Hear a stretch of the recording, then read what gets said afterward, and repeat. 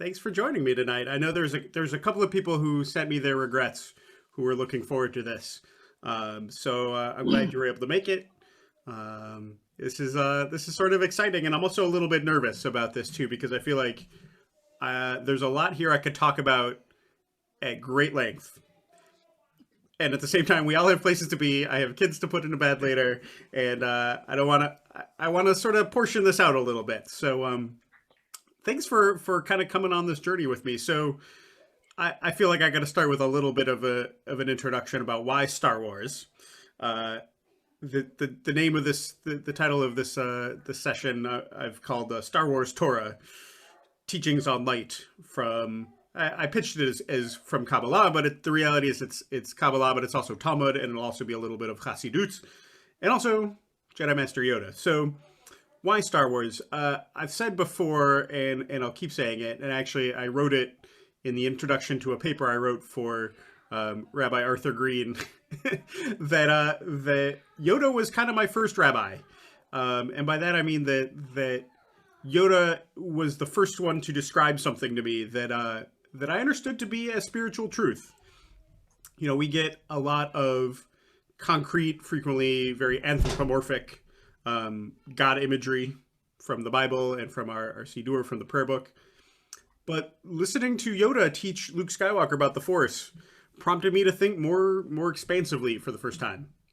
To, I think beyond the kind of concrete descriptions that I'd heard that thus far about what might be going on some kind of deeper level.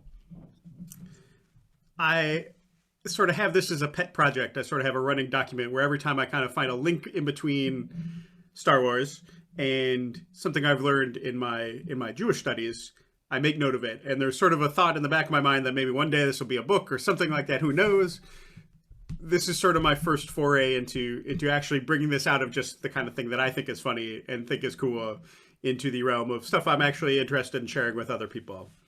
So I think I might make a little bit of a series about these, and so that we don't take ourselves too seriously.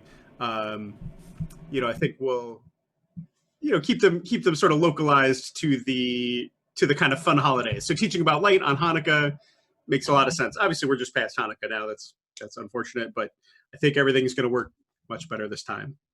So we're going to learn texts that speak about light primarily as a metaphor for something that is difficult, perhaps impossible to describe directly. Now, Master Yoda uses the concept of light to teach Luke Skywalker about the Force, and we're gonna watch a clip directly from The Empire Strikes Back that illustrates that, I think the most directly. But Rabbinic and Jewish mystical texts also use the concept of light to teach about the nature of the created universe. Like I said, I pitched this as featuring Kabbalah. That's only partly accurate.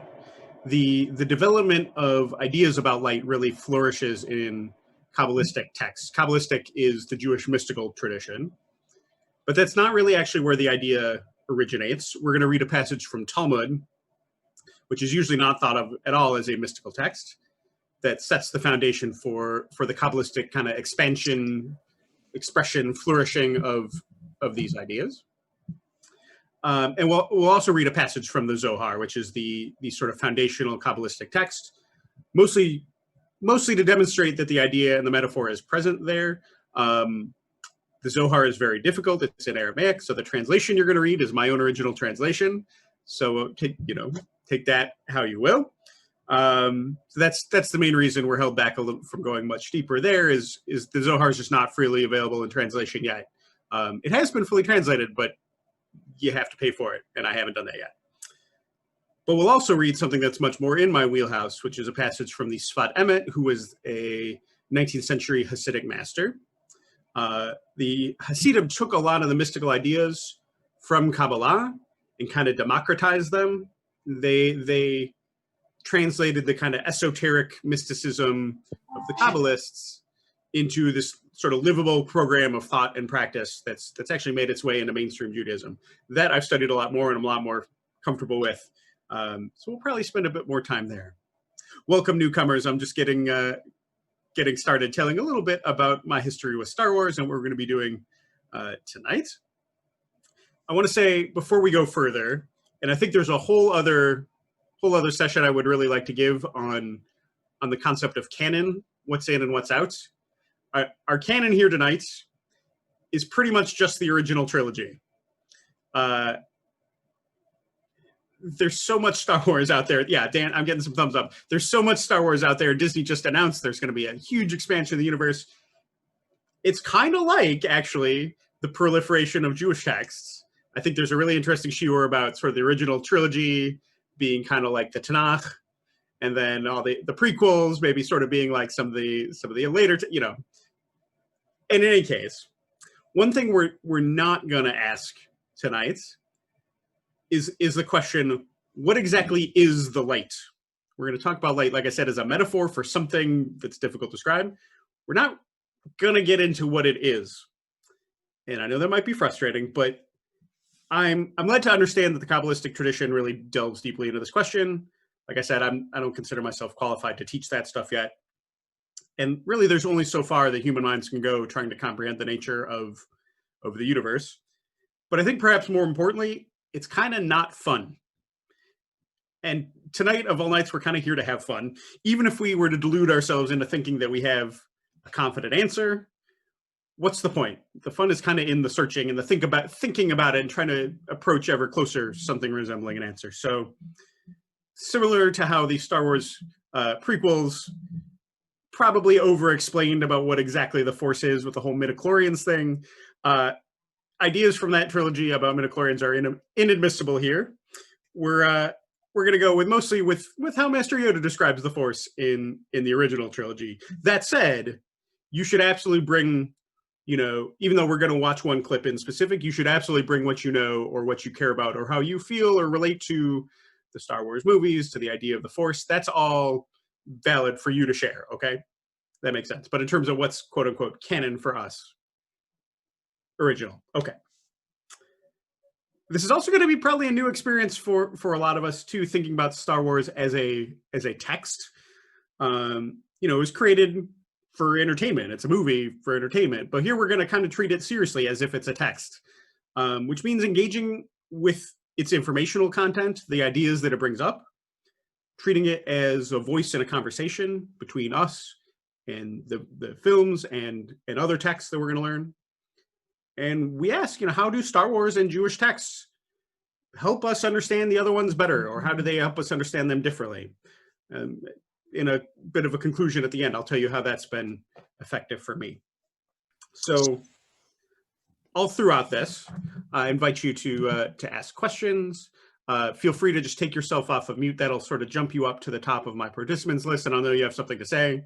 I won't necessarily always be able to see everyone's hands, so like visual gestures may not work, but if you unmute, I'll make sure to recognize you. And yeah, please don't let me talk the whole time. Like I said, I have a lot to say, but this gets a lot more interesting when we share and share alike. Okay.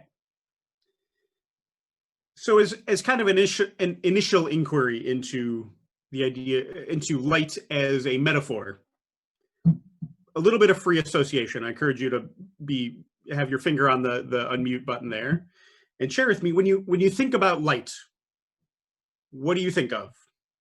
Free associate some adjectives or descriptions. What pops in your head when you think about light? Mallory, go ahead. Freedom, joy. Freedom, joy. Oh, excellent. Okay. Awesome. What else? Anne, go ahead. Life. Life. Very good. Yeah. Rena? Goodness. Goodness. Awesome. Okay. Goodness. Yeah. Light is sort of opposite of darkness, which has sort of negative connotations. Very nice. The Vega family. I saw you, Dan or Kim. Did you want to share something? We said warmth. Warmth. Very nice. Stephanie? That's what I was going to say. Warmth. Okay. Very. So light as sort of energy that warms us. Very good. Susan or Mike? It's Mike, and my bad news is I think of Maxwell's equations. Maxwell's equations. Okay. On the other hand, I think of hope. Hope. Okay, very nice. Okay. I was going to ask what Maxwell's equations were. They sound familiar, but I think that's just not a road I want to go down right now. We'll do that. Tell me another time. Andrea, go ahead. I think of like a knowledge, like a light goes off in your head. Oh, okay. Very nice. Very nice. Sure. Yeah, what else? Anyone who hasn't shared something? Let's see if we can do a full go around. What pops in your head when you think of light? Holly. I both thought first about the sun and then also like a sense of safety or like being able to see what's around me. Nice. Yes, that one like goes deep into our sort of evolutionary psychology, right? Like light is safe. Nighttime is scary and dark, right? Very nice. Very nice. Anyone else? Mike, yeah, please. Hi, I would say clarity. Clarity. Ooh, very nice. Yeah, clarity, vision, perception, something like that. Okay, this is great. I think you covered most of it, like in my own little private brainstorm, you covered most of this. The brightness, sort of not being able to look right at it. Like when I think of the sun, I think of sort of so bright you can't actually look right at it. I thought of sort of distance, like the sun is far away, but it's also near, like there's light in the room that's shining on me at the same time. I said goodness, safety, security, things like that. I always think of light sort of emanating from somewhere, you know, both from the sun and also from light sources that are close. It also makes me think of like simultaneity, like the speed of light. It's sort of almost you're here and you're there almost, you know, in an instant that's imperceptibly short. Okay. I just kind of want to bring all those words into the virtual room, put them into our conversation. We're going to start delving into our first text. And the clip I selected, it's about 5 minutes. It's a really great clip. As long as you're here for some Star Wars, I feel like we should watch the whole scene. The crucial line of dialogue comes about 2 minutes in.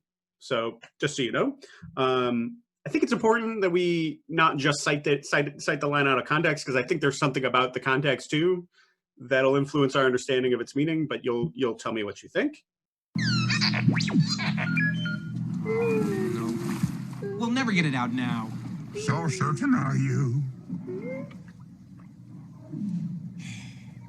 Always with you what cannot be done. Do you nothing that I say? Master, moving stones around is one thing. This is totally different. No different. Only different in your mind. You must unlearn what you have learned. All right, I'll give it a try. No, try not. Do or do not. There is no try.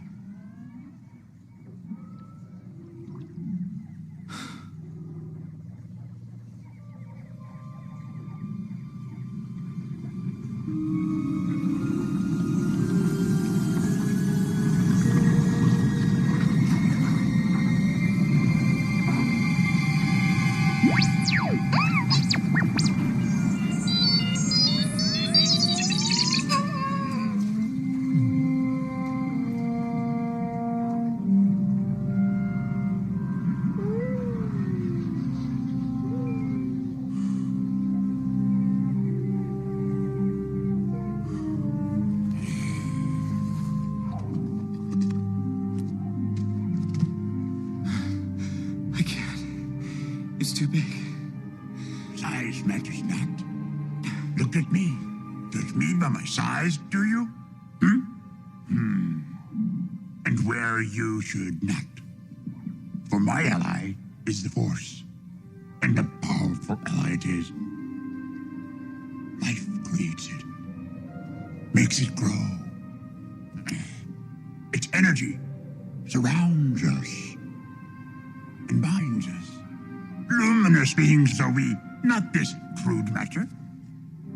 You must feel the force around you. Here, between you, me, the tree, the rock, everywhere.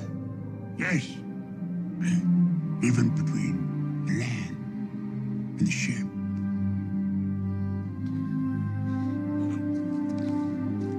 You want the impossible.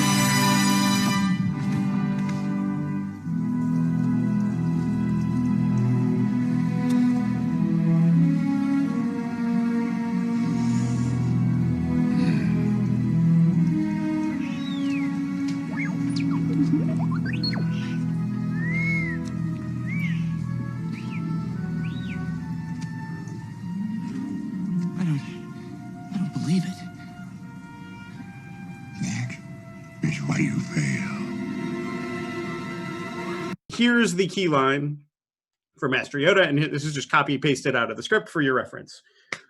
What do you think he means when Master Yoda says, luminous beings are we, not this crude matter? What is that? What sort of information does that convey about the Force? What is he saying with that?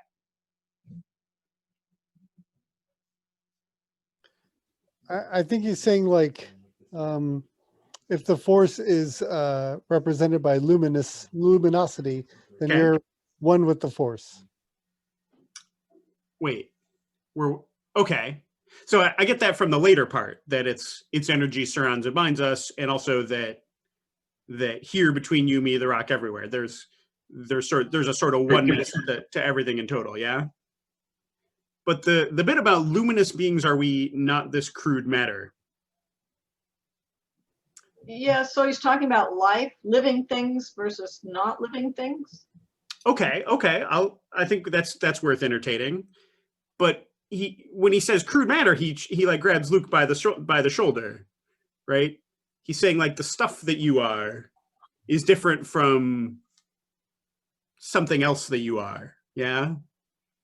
Like there's a way that we are luminous, we are shining somehow with something that's different from the physical stuff that makes us up, right? Okay. So, Stephanie, please. Were you gonna say something? I think he's saying that our true being is part of the light, and the body we have is really not part of it. Okay. So I'm hearing a little bit of the sort of Greek philosophical idea of soul body duality. Yeah. Yeah. Okay. Good. All right. Good. Yeah. Sorry, Susan. He's saying that the power is within us and not external. Okay. That's also good. That there's something deeper inside of us, that apart from our physical bodies, that's a source of power, right? Awesome. Okay, so there's a fundamental difference, Yoda, I think, is saying, between the part of us that is physical stuff and the us that is something luminous, something spiritual, maybe potentially divine, within our Jewish frame of reference. I think he's also trying to say there's some kind of deception or maybe misdirection going on in the world. Like you think you're made of matter, but there's more going on here. You're actually light, not just the stuff. You're somehow more than the sum of your parts. In fact, everything is, like, not only you, but the tree, the rock, the ship, the land, all that stuff. It's all part of, there's all more going on beneath the surface. And Yoda's, like, encouraging Luke to somehow see past that surface, right? Almost see through the stuff of the universe to the hidden light that's underneath. What do you think Yoda means when he says the matter is crude? What do you hear in that? How does that, I guess, how does that differ from if he had just said, luminous beings are we, not this matter? What is he saying about the matter by calling it crude? Dan? I think this has to do with the idea that he's saying you can sense the Force. Mm-hmm. So crude is like a crude sense, like maybe a physical sense, like your eyes. Okay.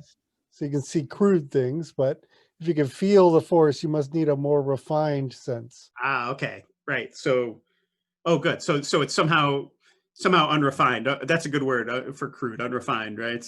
Or like maybe rudimentary or somehow animal or basic, right? There's a higher. Does it mean bad? Like in the sense of good, bad, or good, evil? Crude matter. What do you think? I got an idea. Yeah, Mike. Well, what I'm getting is that the universe is itself all this luminous stuff. Uh-huh. So everything in the universe is this luminous stuff. Uh-huh. The thing that we think is solid and the crude matter is just a simulation. Mm-hmm. It's that a knot of luminous stuff is turned around and temporarily has produced something that we call real. Interesting. Okay. Hold on to that thought for when we get to the Kabbalistic stuff. Okay. Okay. Stephanie, what did you think? Yeah. I was thinking more the crude is incomplete. Incomplete. It's not finished. Yeah, It's not finished, somehow not fully activated or actualized, or somehow inchoate, right? Nice. What do you think about, and we touched on this a little bit already, when Yoda says life creates it, makes it grow, he's talking about living things, right? Have this light in them. It's perhaps especially, although he does also mention the tree, the rock, everything. What do you think about that line? How does the line about life creates it, makes it grow, how does that interact with the sort of everything is one line? Dan or Kim? I feel like it's got to do with the idea that we are more the connections that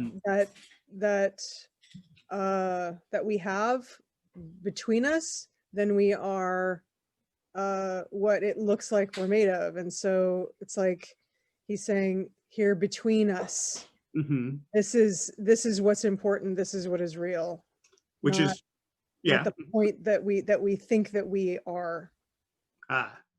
Which is of course only something that a living thing could do, right? Is to sort of have that understanding of what, like the tree, the rock, they're part of the oneness too, but can't maybe realize it or make it grow, make the light grow in the way that a living thing can. Well, it's interesting that you don't think of the tree as a living thing. Sorry, good point. Fair enough. The tree is a living thing, but how about the rock? Right, but so does that mean you're kind of distinguishing between sentient beings and other life forms? I'm not sure that I am. I'm trying to see if we think Master Yoda is. Life creates it, makes it grow, but it's somehow also present in the rock, and I suppose everything else which are not alive. Okay, so we can let that question hang for now. Yeah, Dan. But he says that it's there between those things, but he doesn't say it's emanating from those things. Okay. Right?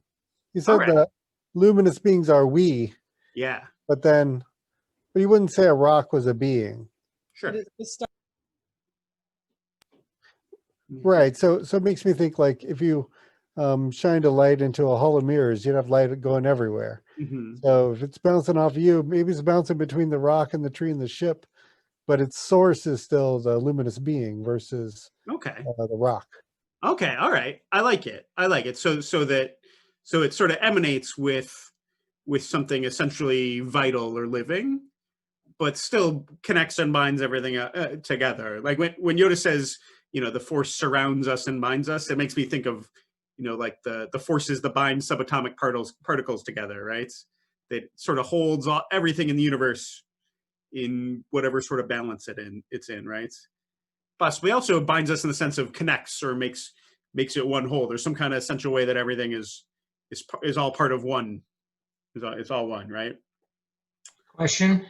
Yeah. Am I reading that if life creates it, it's that the force is sort of like the Bitcoin of the universe? Without life, there would be no force? You mean like in the sense that without people mining Bitcoin, there would be no Bitcoin? Is there? Well, here I'm saying he's actually creating it, the force. Yeah. Oh, so this is interesting. I think so. Life creates it. It's hard to read, other than like you're saying, that there's an origin for it, but it's also a network and a web kind of connecting everything, living or not living, doesn't matter. Okay.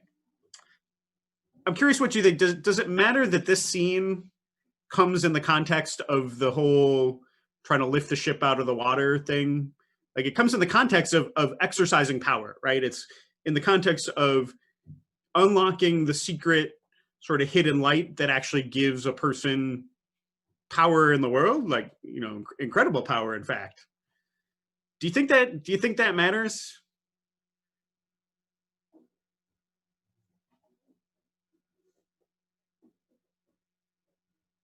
what if it was, you know, what if this scene came earlier, before any of before the training, before the attempting to lift the ship up out of the water and that kind of stuff. It was sort of divorced from a discussion of how do you use this? What do you do? Like, what's the point of this knowledge? What do you do with it? I think you can sense my answer. I think it matters. Yeah. Isn't it the choice between the blue pill and the red pill?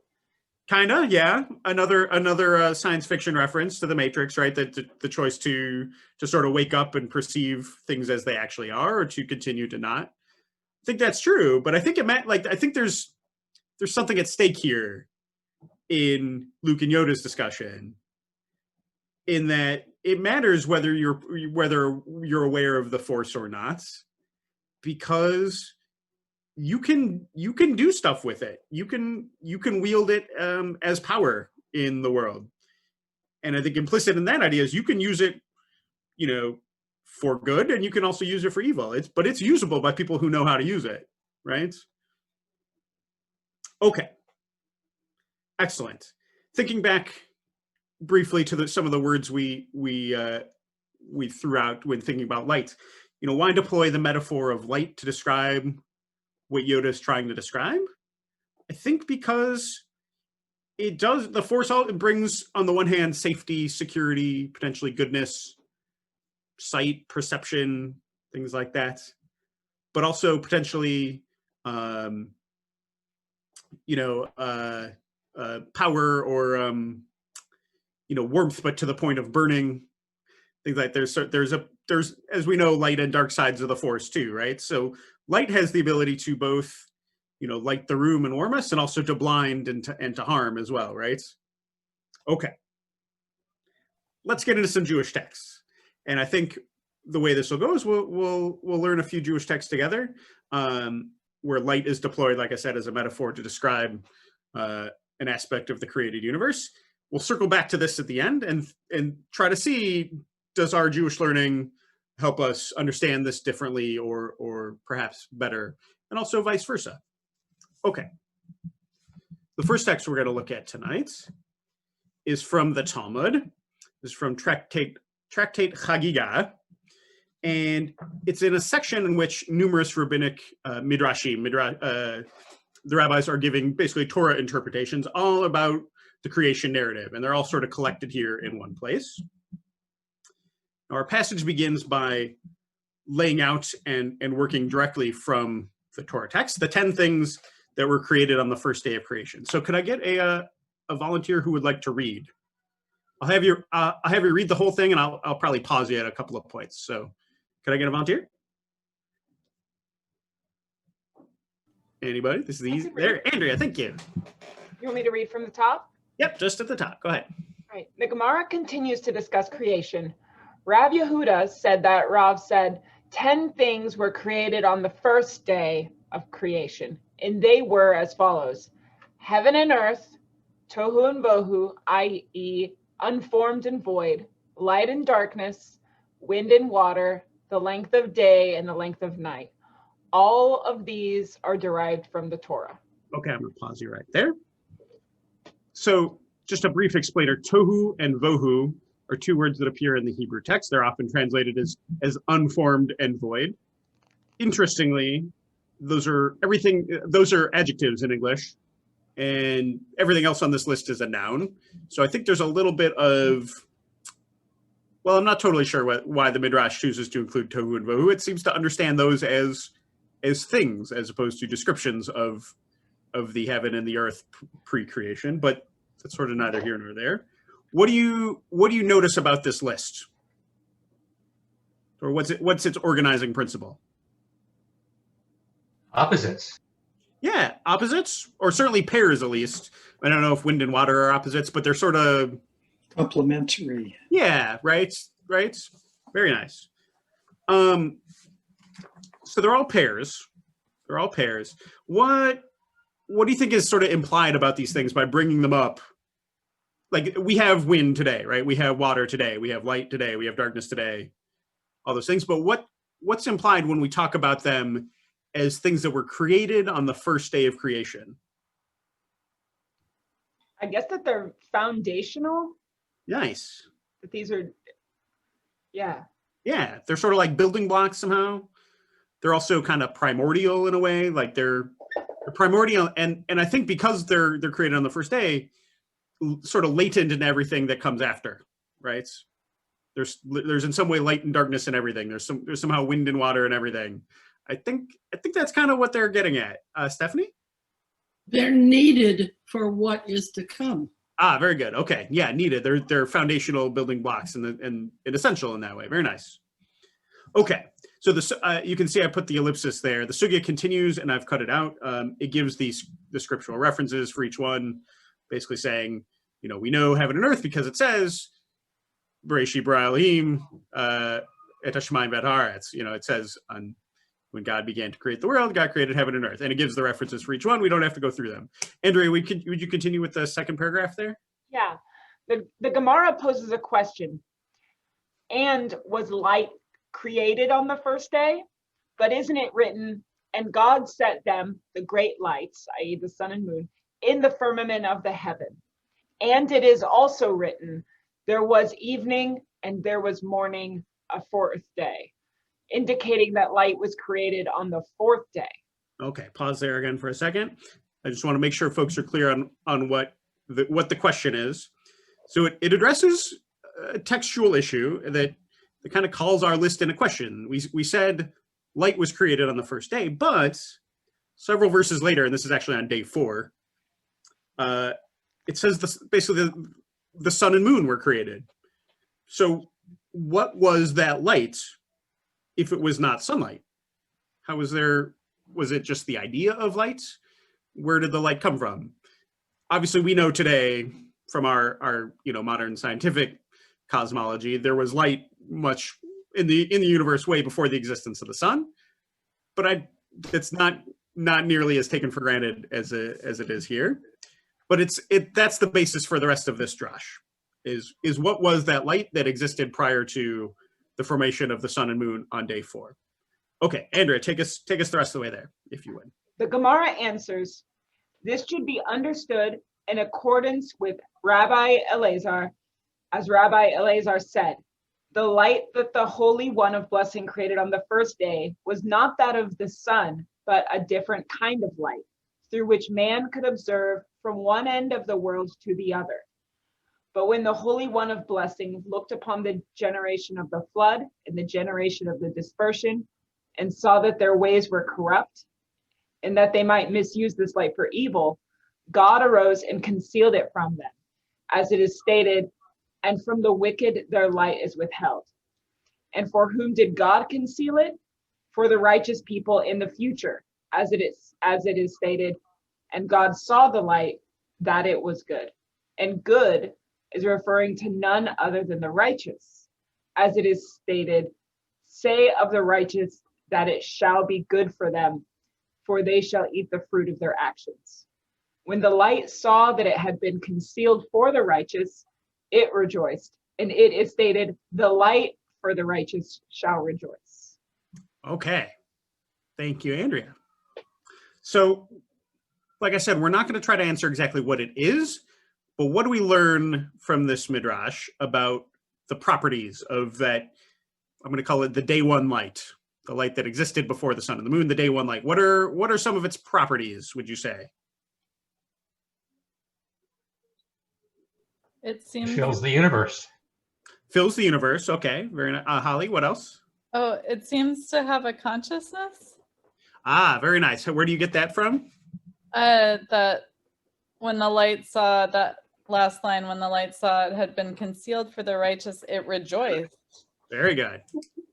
Yeah, I think that's important, especially in light of what we learn elsewhere in Star Wars movies about the Force as sort of having its own will, maybe. That's sort of questionable and never explicit, but okay, awesome.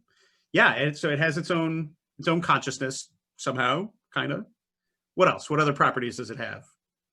Oh, Mike suggested filling everything. It's sort of it's co-equal with the totality of the universe itself, I guess, or its reach is somehow. What else? Anne. And that light is for good because it was concealed and saved for the righteous people in the future. So it's for Good. Yeah. It has a positive moral value. Very nice. Dan or Kim? These all seem to be things that they are connected in some way. They're linked up. What can you say? What is linked up? Well, so it begins with the wind and the water, the length of the day and the length of night. You've got time and space. Those are things that are all linked up. But then it says that we could that the man could observe it from one end of the world to the other. It's not that people could observe the light, but it's through that light. Right. You could observe from one end of the world to the other. Yeah. And it just seems like like throughout the reading that this quality has an ability to link one thing to another. Very nice. Very nice. Does that remind you of the Force at all? Yes. If I had the ability to show clips from The Empire Strikes Back, I would show you a little bit later where Luke is aware, despite being on Dagobah, that his friends are in trouble on Bespin, right? See, not only from one end of the world to the other, but from one end of the galaxy to the other. I mean, I guess I don't know where those planets are relative to one another in the imaginary Star Wars galaxy, but I think there's some parallels here, right? There's a way that this light enabled enhanced perception. Although, to be clear, there would have been no, human beings weren't created until day 6, so there would have been no one there to actually do that observing from one end to the other. But they could have had they been there. And also, like Mike was suggesting, engenders a sense of unity with everything. I think the Force operates similarly. You, me, the tree, the rock, the ship, the land. Why don't we still see this light around? What was the deal with that? What happened to the light? It was concealed for folks in the future. Concealed for folks in the future. Okay. Why? Because they might misuse this light for evil, it says. Very nice, Anne. Okay, so they might misuse it for evil, so it was sort of preemptively hidden away. Again, I think parallels with the Force, right? That there are Jedis and their assists. It's possible to use the Force for good and for evil. Stephanie, were you going to share something too? It was concealed after the generation of the flood and generations of the dispersion. They saw that their ways were corrupt. Yeah. But the Holy One blessing looked upon the generations of such, and they might misuse the light for evil, that he arose and concealed from them. So past behavior said, yeah, I think it's definitely possible to read this as the light was available and not concealed until, well, the generation of the flood and the generation of the dispersion are two different things. Right. The flood you probably know about. The dispersion is the Tower of Babylon and that story. Okay. So that's later, which has some pretty profound consequences. It means that Adam and Eve, Adam and Chava in the Garden of Eden, and all the initial generations through Noah, they were all living in full awareness of this light. I think it's also possible we're supposed to read this sort of as God considered what was to come and knew that those generations would misuse it, and so hit it preemptively to keep them from doing that. It's not totally clear to me. But I mean, I think what's important though is similar to the Force. There's an implication that the light, or somehow knowledge of the light, or something like that, it can be used for something, right? They might misuse the light for evil. It means that, like, once you know about it or are able to perceive it, you can do something with that power, with potentially both positive and disastrous consequences. Similar to the Force. So as a result, it's not something that most people have access to anymore. God has concealed it, whatever that means. We'll get into that in our Zohar and Hasidic text about the nature of that concealment. But I think also, in parallel to the Force, there's an implication that this has to be discovered or uncovered or perceived somehow. And most of us ordinary folks, don't even know it exists. Okay. Questions or comments? What else? Anything else you noticed or want to know more about in this passage from Talmud before we go on to some Zohar? Dan or Kim?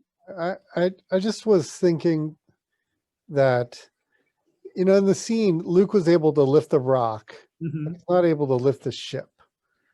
And it makes me think that Luke was able to recognize the force that he had within himself, but not the greater force around him, right? Right. And Yoda was saying, the force is his ally. That's a separate thing, right, from him. Right. He's able to lift the ship. Yeah, So, the word ally is kind of, go ahead, sorry. So it makes me think, like, if you're connecting these two together, then the concealment could be that, everybody shines a little of that same light out from themselves, so you can't see the light everywhere else. Right. Because you could be clouded by your own luminosity. Oh, interesting. Yeah, I've always sort of taken it to mean that Luke gets it. He sort of still understands his power as proportional to his size, and so he can lift the rock because he thinks he can lift the rock, and he can't lift the ship because he doesn't think he can lift the ship. Right? Yoda understands, though, that it has nothing to do with your size, that it's just the knowledge of the Force or the lights that is is what gives you the power, and it has nothing to do with, like, the matter itself is an illusion almost, right? It's not what really matters, no pun intended.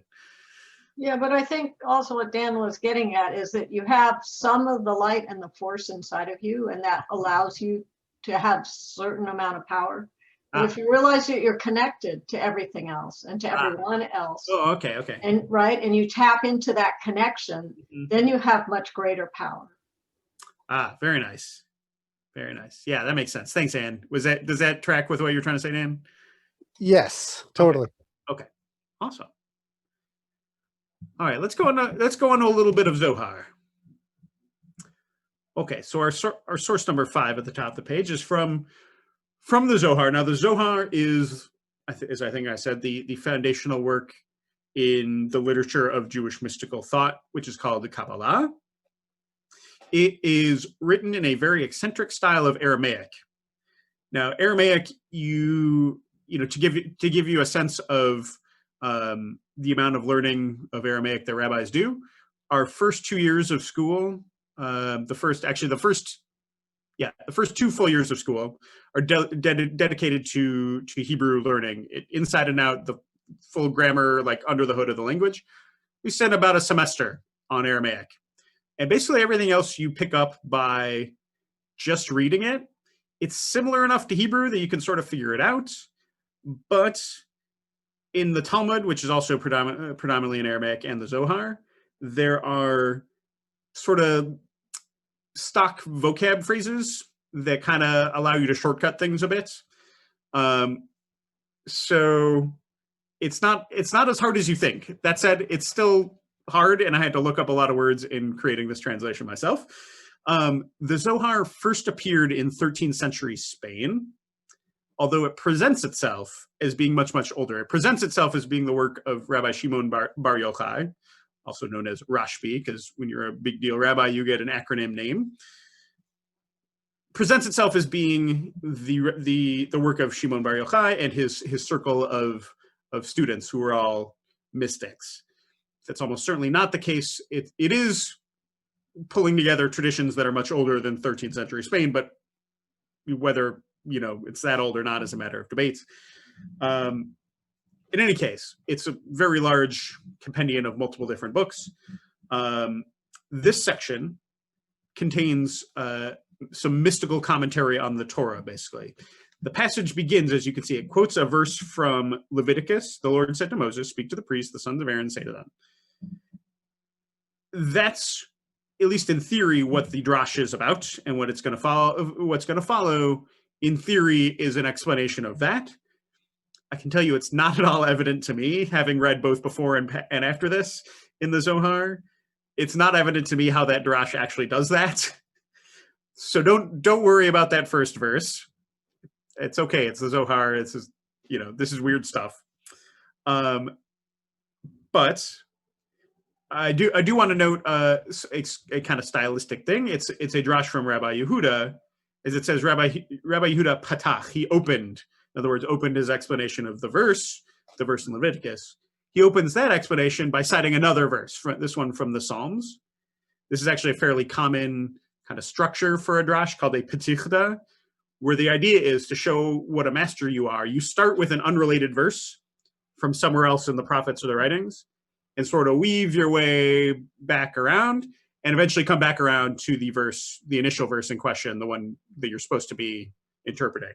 So that's at least in theory what he's doing, but I'm not really sure how it accomplishes that. In any case, let's read. Can I get a volunteer to read some Zohar, and let's look at how the idea of light evolves and changes in the Kabbalistic tradition.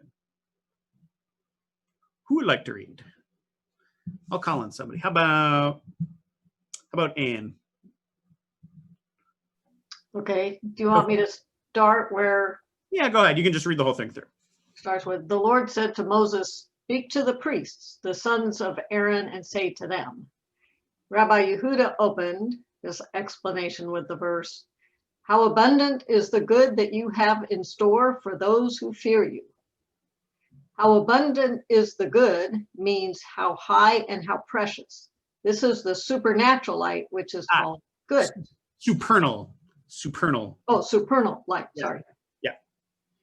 As it is written. I'll tell you about what that means. Yeah. Okay, go ahead. Saw that the light was good, and this is the hidden light, by means of which God made good in the world, and which does not diminish each day, for the sake of establishing the world which stands upon it. That you have in store for those who fear you means, as we have learned, God made the supernal light when God created the world and concealed it for the righteous people in the future.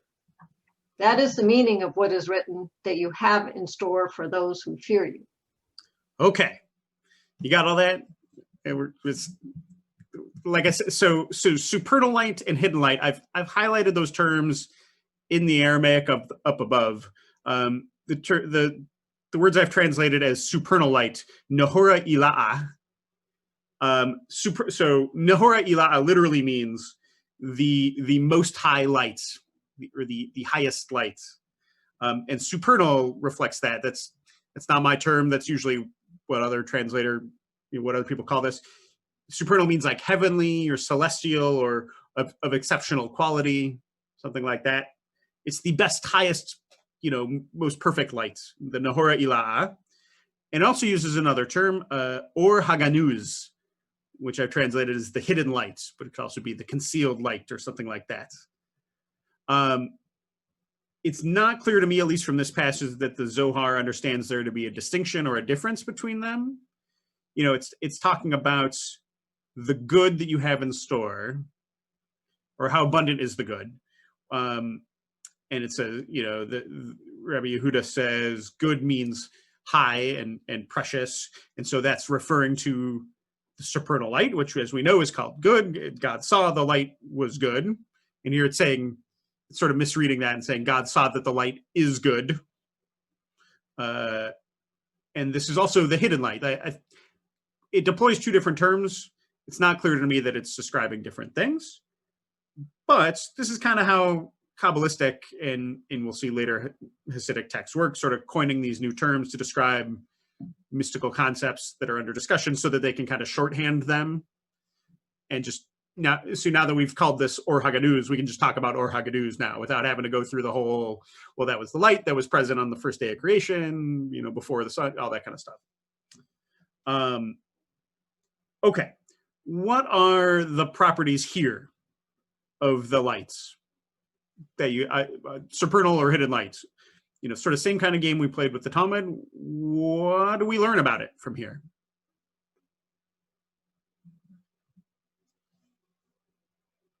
Well, we have that word good again. Okay, awesome. So that's consistent. What else, Holly? Well, it does not diminish each day, which to me says it's somehow constant, unlike sunlight, or I mean, which is also constant. We're just rotating. So. Right. Okay. Actually, so that's good. It's hard to know what, you know, doesn't diminish each day, if I'm translating that right or not. But yeah, V'la menale b'chol yoma could be diminished or like withheld. Also, it's not withheld each day. I think you may be on the right track making sense of that line, and that, you know, whereas sunlight goes away and comes back in the day-night cycle, we're talking about light that it's not like that. It's always around. It's not diminished or withheld, you know. Yeah. And so I was thinking in that line also that you don't have like dawn and evening where the sun is lesser, right, than it is in the middle of the day. It's just constant all the time. Good. Okay. So that's, you know, that's a little bit different from our description in Talmud in that they don't say exactly that, but I think, you know, it seems consistent. Like we're talking about in the Talmud, we were talking about light, but before the sun, right? So I think it's sort of getting at the same point here, right? What else? What other properties does this light have, or what does it do? What else do we learn about it? He also talks about it being concealed for the righteous. Good. Okay, so that's also consistent. We had that. That's just carried straight over from the Talmud. What else? What else is new here?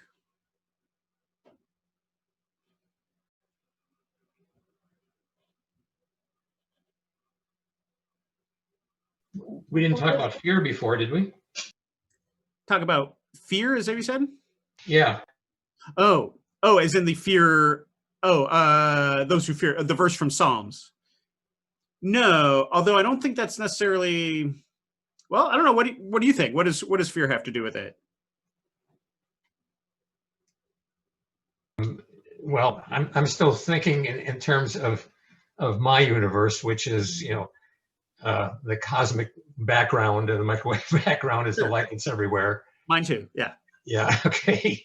That's the reason for my Maxwell equations in the beginning. Mm. So it's sort of like, for me, if the light is everywhere, you have eliminated space. That's a really weird idea. Ah, okay. That's the way you can do that. That's the way you can transmit from one planet to another instantaneously without worrying about the speed of light. Okay.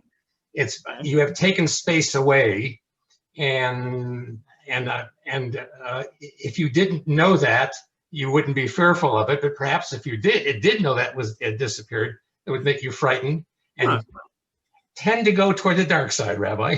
Okay. Very interesting. Okay, so the fearing comes in the verse that he starts with, and there's a discussion. So the words that we would translate the same word from Hebrew as both fear and awe in English. It's sort of fear awe is what they're describing, but it's sort of a common idea in Bible that sort of fear or awe of God is what makes a person righteous and you know, makes them behave and follow the mitzvot and things like that, right? So I mean, it's interesting that you know, there's don't take anything for granted here. So the fact that they use this verse and not any other verse means that you can bring fear into the discussion of light, you know, very fairly. Excellent. Yeah, I had not considered that. Dan, did you say or Kim? Go ahead. I'm looking at this line where it says, for the sake of establishing the world which stands upon it. Yes. I feel like it's calling, it's saying that this is the thing that is the foundation of all of the world. Right. And that is new, I think, over and above what we had in Chagiga, where it was described as light and enabling perception and, potentially usable. But here it's describing this as much more like almost explicitly as like a fundamental property of the universe or something like that. It is like almost what makes makes the world able to even exist, right? And again, I'm not like 100% confident on my translation here, but for the sake of establishing the world, which stands upon it or is established on it. Stand and establish are kind of the same word too. So I think that's a bit of something new in the Zohar's idea about how this light works and what it does. Stephanie. I'm trying to remember back. Did we have abundant described in the first? We had the bit about you could observe from one end to the other, but I don't think abundant exactly. And so to me, then it's saying it's not limited, but there's plenty for everybody to tap into if they have the right key. Good. Yeah, I think that idea of unlimitedness is not necessarily here. I think that's a new. I mean, yeah, I don't know. It could be sort of hidden or concealed here and being drawn out. I don't know. It's hard to exactly say. But yeah, similar though is that it's hidden, concealed. You have to know it's there to go and be able to find it, right? Because it brings back the same idea of it being stored up for the righteous, right? Dan? So it seems like if it's the foundation of the earth and it's so abundant, how could you hide it? Okay, perfect. Let's go on to our next text because that's where we get at this. Okay. So our third and final text, and we're kind of going in chronological order here, is from a Hasidic master who's known as the Sfat Emet. So when you're a big deal rabbi, you either get an acronym name, like Rashi or Rashbi or Rambam or Ranban, or sometimes you get known by the title of your most famous and most important work. So the Sfat Emet is the author of the Sfat Emet. There are plenty of other examples of that. The Tur, things like that. Okay. So the Sfat Emet was a real person. He was Rabbi Yehuda Leib Alter of Ger. His dates were 1847 to 1905. He was, like I said, a Hasidic master. And the Sfat Emet is a collection of Torah homilies. So basically like sermons that he delivered to his Hasidim, his circle of students. And it's organized by Parsha. So the one we're going to read is from the section on Parshat Tazria. And the initial sort of hook, what gives him the jumping off point for his teaching is something in these two verses that are at the bottom of the page. It's the beginning of chapter 13 of Leviticus, verses 1 and 2. So it reads, "The Lord spoke to Moses and Aaron, saying, when a person has on the skin of his body a swelling, a rash, or a discoloration, and it develops into a scaly affection on the skin of his body, it shall be reported to Aaron the priest or to one of his sons the priest." This is like the least mystical part of the Torah you could possibly come up with. It's about what the priests do when people have weird skin afflictions. And they thought of that as kind of having to do with ritual impurity and all this kind of stuff. Of course, the Sfat Emet takes us in some interesting directions. I think one of the things that is the initial sort of hook for the drash that's coming is I've bolded it in Hebrew, the words that are translated, the skin of his body. So the words I'm translating there, or that this is not my translation. We're still looking at the Zohar on the screen share. Yeah, sorry, can you see at the bottom of the page? There's a source number 6 at the bottom. Are you seeing that? Thank you. Thanks, I can see it. Okay. I haven't zoomed in. Sorry. Yeah, bottom of the page. I put these together. So the Hebrew is or bisaro. So or means skin with an I in there. And here I can indicate with my cursor. Or bisaro.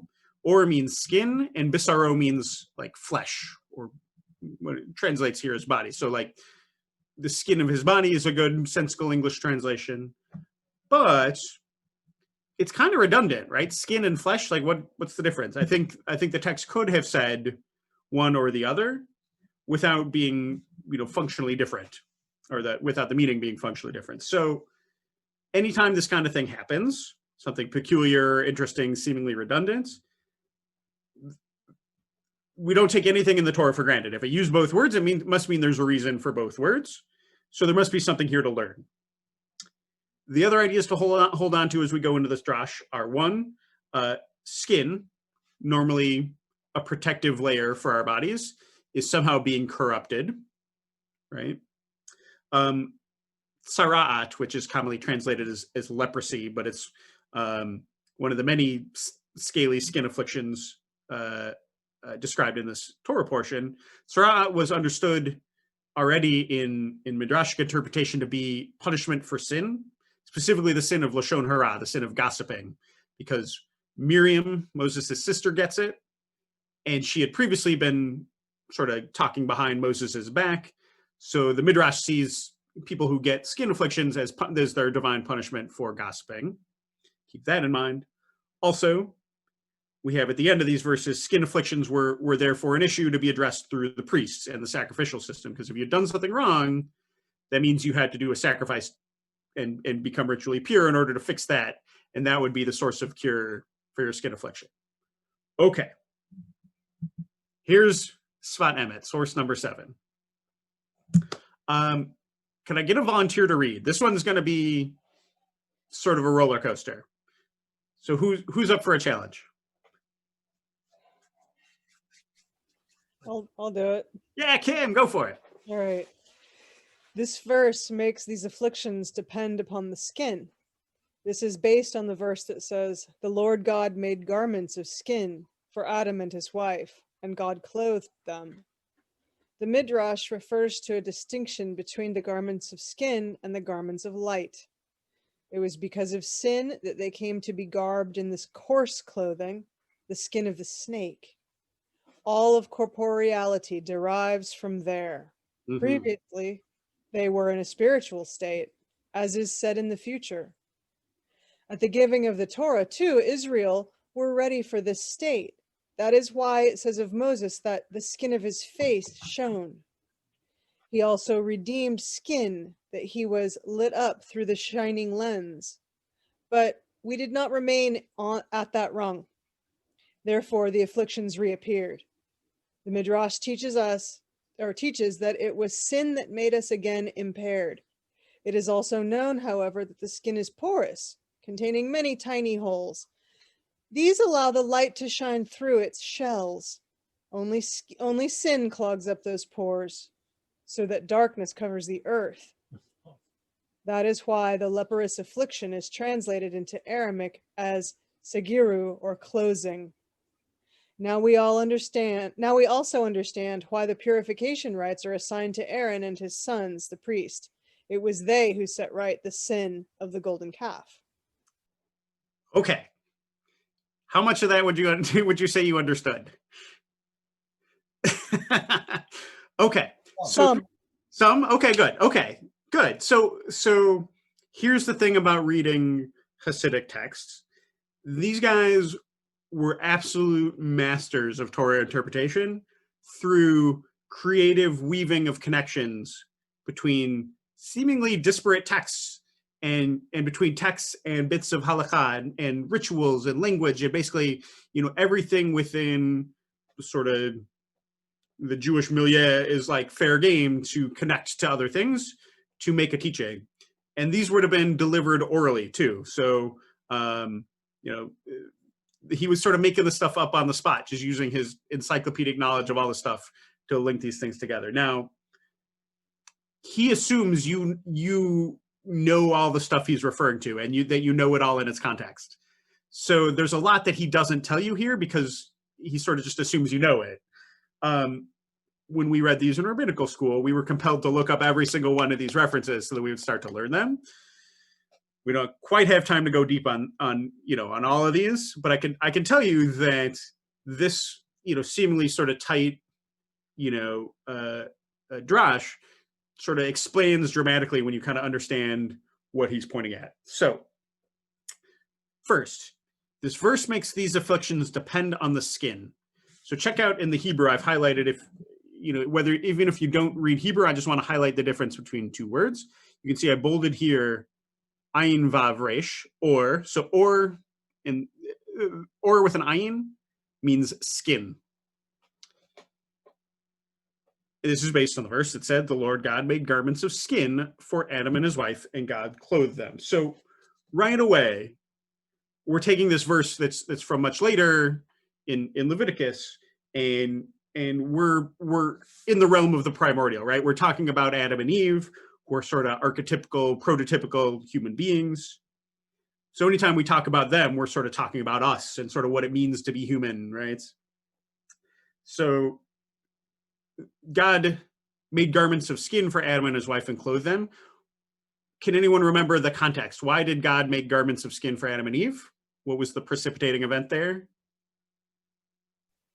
They were ashamed because they knew they had the wisdom between good and evil.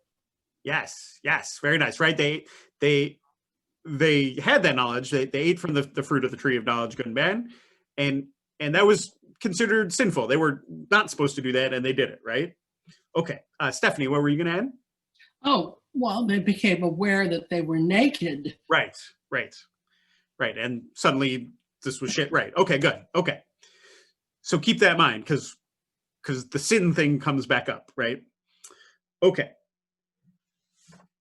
So this is based on the verse that says the Lord made garments of skin for Adam and his wife, and God clothed them. Now, the Midrash refers to a distinction between garments of skin, ayin vav resh, like this up here in the Hebrew, and garments of light, aleph vav resh. Both of those words are pronounced or with an ayin and or with an aleph. But they mean two different things. One means skin and one means light. Now, we could go read this Midrash in its own context. We don't have that kind of time. But basically, the way the Midrash goes is there was a rabbi who had a copy of the Torah, who had his own Torah scroll. And at this verse, the one in Genesis where it talks about the garments that God made for Adam and Eve, he had or written with an aleph. So the way his Torah read, it said, the Lord God made garments of light for Adam and his wife, and God clothed them. And of course, the Midrash says, oh, well, now we can take that and run with it. And what does this mean? Okay. We don't have to worry about that, but we're basically introducing this idea, link between skin and light, garments of skin, garments of light. We're just sort of bringing all these ideas into our discussion. It was because of sin that they came to be garbed in this coarse clothing.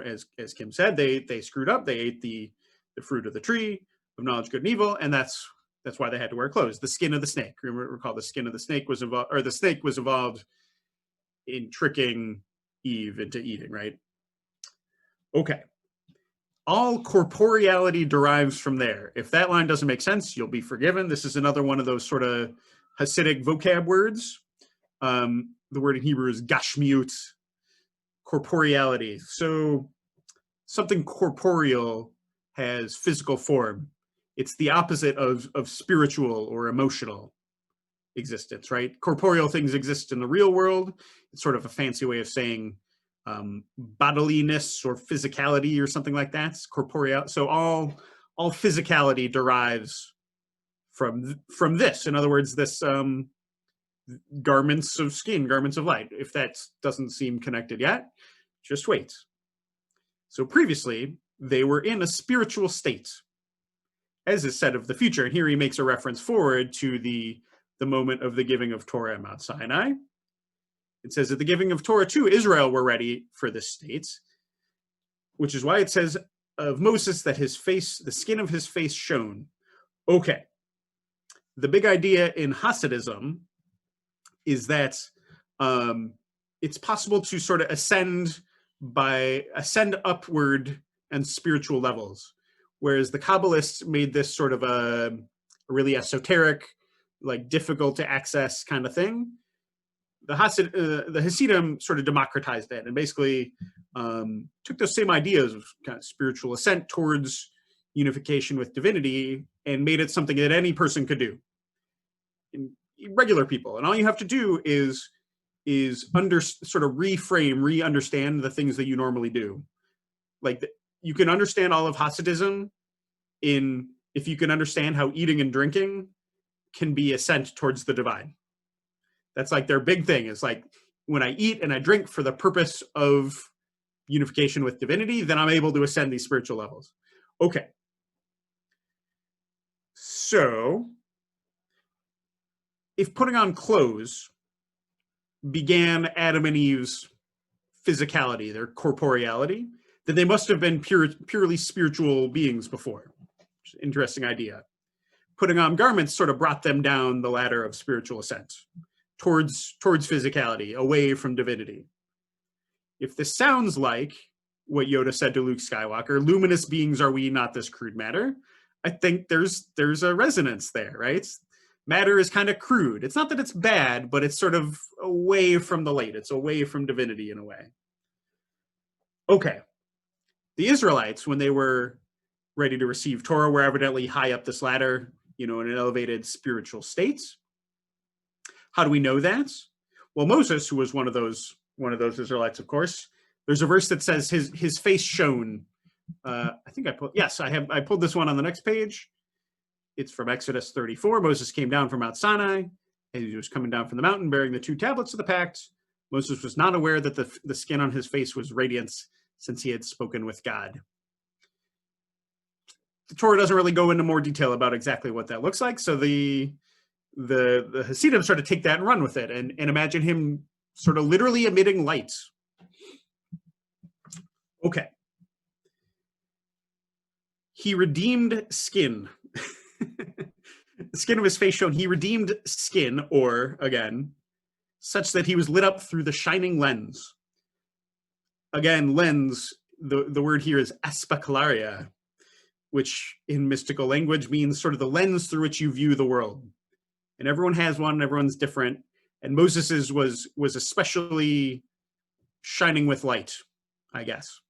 And so because that was how he was viewing the world, he himself was sort of shining with light because of his level of spiritual ascent. And I think the Sfadim is in fact saying that perhaps everyone was actually shining. All the Israelites were shining with this light at the moment, but we didn't remain at that rung. Therefore, the afflictions reappeared. The Midrash teaches that it was sin that made us again impaired. So remember, sinning is what causes skin affliction. Israel sinned, so they stopped shining. What was the sin that they committed right after receiving the Torah at Mount Sinai?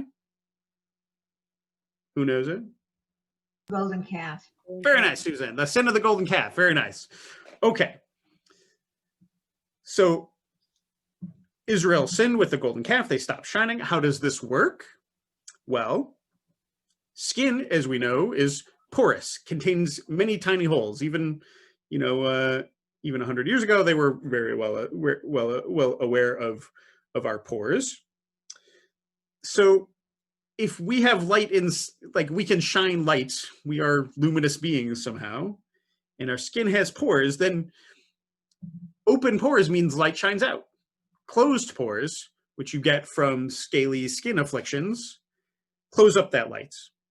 So sin leads to basically clogging pores, which leads to darkness. And he brings another verse. Darkness covers the earth, a verse from Isaiah, just to, I think that's just a flex. That's an exercise. And I can come up with a really clever verse here. So that's why the leprous affliction, tzara'at, is translated into Aramaic, because he also knows the Aramaic translations of the Bible. It's translated as segiru, which means closing. I don't know if that's true or not, but for the sake of the drash, it certainly is. So in the Sfat Emet's drash, what's happening is you're able to shine with a sort of luminosity that emanates from within you, as long as you are not sinning, as long as you are doing the right thing, doing mitzvot, ascending by spiritual, ascending the madrigot, the spiritual levels. But it's when you sin, when you do the wrong thing, that turns you towards the dark, right? It clogs up those pores such that you no longer shine your lights, or your light no longer shines through your shell, as it were, and you sort of go dark, right? And finally, it ties it back to that initial verse, because remember the initial verse. I'm going to flip back a page down there at the bottom. The initial verse, it winds up with this being an issue for the priests, for Aaron and the priests and his sons. So he winds it back to, now we understand why purification rites are assigned to Aaron and his sons, because they're the ones that were the ones who set right the sin of the golden calf. All other sins, they're all ameliorated through the sacrificial process. So that's why they're involved in sort of enabling all of Israel, all our light to shine out and shine through. Okay, how are we doing? That was a lot, right? What questions do you have? Yeah? I see a couple of thumbs up. I see a couple of confused looks. Let's see if I can help you understand all this. What questions do you have about Sfat Emet and what he's trying to say?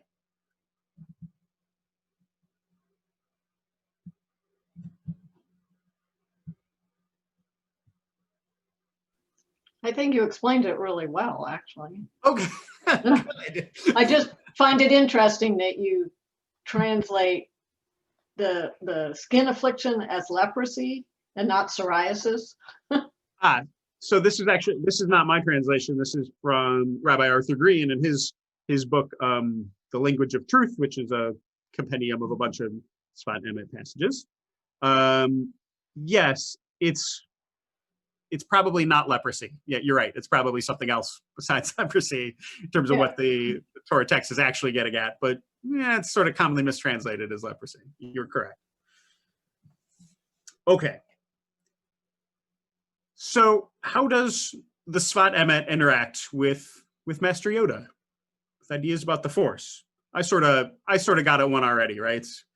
This sort of luminous beings are we, not the crude matter idea.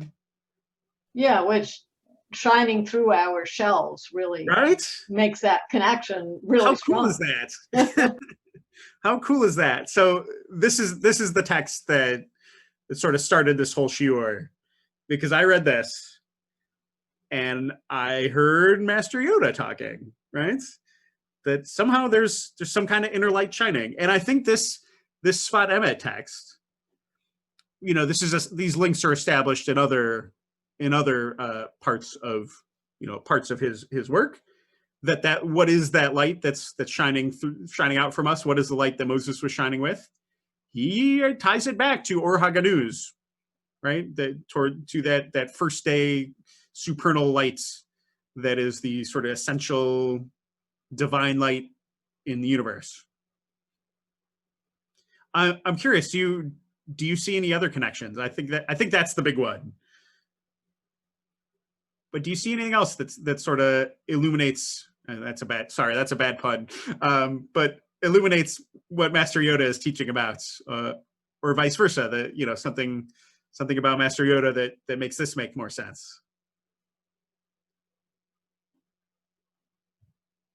I have one thing. Yeah, go ahead. It's one thing that Yoda says about Luke is that he's always saying he can't do it, or that it's impossible. That's like a sin in a way, right? Saying that you can't do those things, even though you could if you believed or if you did. And so when he said those things, he failed. He would drop the rock, or he fell over, or whatever. Nice. So he could be closing his pores right then. Yeah. Even if it's not a sin in the sort of like a moral judgment sense, it's sort of a spiritual sin, and that he's sort of failing to understand, or maybe failing to fully believe in what he ought to know to be true, right? That he is a luminous being, right? Like, I think that's sort of the crux of the issue here, is like whether your pores are open or closed is kind of up to you, right? Whether you shine or not. Mike, yeah, go ahead. So did Luke develop a skin affliction? I mean, maybe briefly a spiritual one, right? I'm just wondering where the analog is, where Luke is. Sure. So I the think parallel structure here. Right. So I think, you know, the Sfat Emet is working in the context of the Torah, right? And so he's kind of linking those things together to make this drash coherent, make it make sense. The skin affliction, you know, he's understanding it as both a literal skin affliction and also sort of a spiritual affliction, right? It's not only something you can observe physically on your skin, but it's also a sort of closing of the pores that let your light out, which I think is, you know, I think that's what Dan was getting at, right? That it's sort of when he lifts the rock, it's because he's got enough open pores he can sort of shine out enough light to accomplish that. And Master Yoda is trying to get him to understand that you could just choose to understand that you have all the power, right? That you can lift the ship that's the same as the rock. It's sort of a matter of belief that it's possible and understanding that it's possible. I'm not sure if there's a perfect, you know, mapping of these onto each other, but I think it's fun to put them in conversation. Yeah. Okay. Oh, please go ahead, Vegas. Oh, it seems like also this idea, Adam and his wife also sort of missed the boat on understanding like just exactly what they held.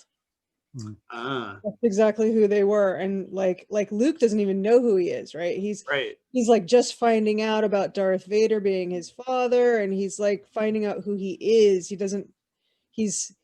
He's in this really dangerous place where he could like disregard his abilities, his power, and the luminous being that he really is. Right. Yeah. Very nice. And honestly, Darth Vader looks terrible by the end of Return of the Jedi. His skin looks bad.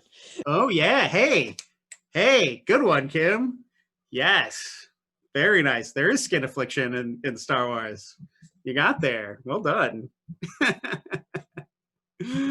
Okay. Well, thanks, friends. We've gone on quite long enough. Thank you all so much for going with me on this journey. I just want to say in closing that the reason I thought to share this is partially because it's fun. It's a chance to talk about Star Wars, which I also really enjoy. But Star Wars and Judaism has really been a kind of productive intersection for me. Like I said, I sort of thought of Yoda as my first rabbi, the first one who put things in a way I could understand them somehow as a kid.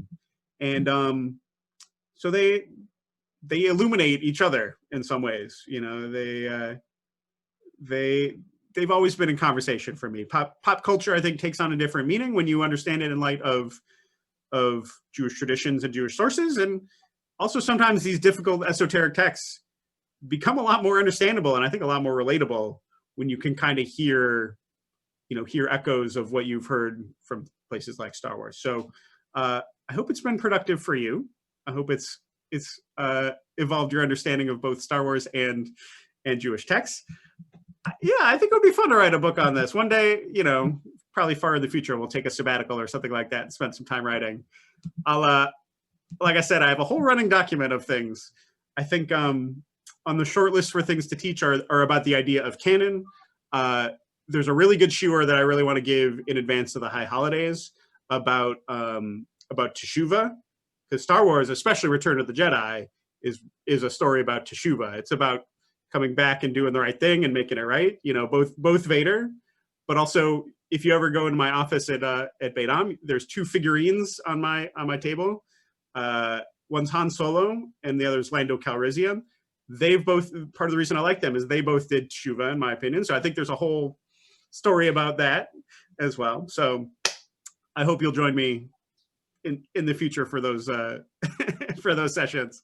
Stephanie, yeah. Okay, I know Spielberg is Jewish. Is Lucas Jewish? Not at all. He was inspired by Westerns and samurai movies. And I think, you know, probably some kind of pop culture, you know, philosophy type of stuff. I don't know, unless somebody has more inside info on that. I'm not sure where he came up exactly with the ideas for the Force, but I don't think it was from Judaism or Kabbalah or anything like that. At least not that I've heard. I believe he's Buddhist. Buddhist. There you go. Very good. Well, thank you, Rabbi. May the force be with you. You stole my line, Anne, but may the force be with you.